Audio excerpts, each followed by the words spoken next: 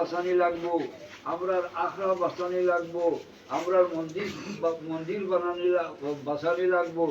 আমরা সকলে জানি আমরার এই দেশ বহুত মুসলমান মুসলমান ভাই সকল আছেন, তান্তানোর আখড়াও আছে, মন্দিরও আছে, বহুত কিছু আছে হরিমন্দির টাউনও দেখো, কিন্তু কোনো আখড়া কোনো মন্দিরও আমরা মুসলমান কোনো মেম্বার নাই আসেননি।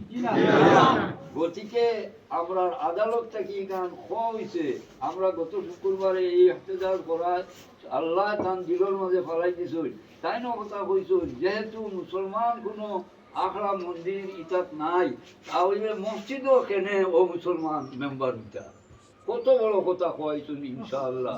গতিকে আমরা এই দেশ শান্তিতে বসবাস করিয়া সকল ধর্মের মানুষে একত্রে আমরা জেলা মহাব্বতর হিসাবে চলিয়ার বলা আমরা চলতাম। আর আমরা ও কথা কইয়ার যে অক বাঁচাও, আমরা আপনারা সংবিধান বাঁচাও।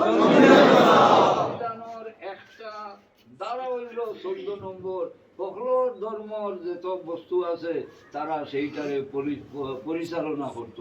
গতিকে আমরা ও কথা কইয়ার অক বাঁচাও, অক বাঁচাও, সংশোধনীয় যে আইন বানানো হয়েছে সেইটা আমরা মানি না,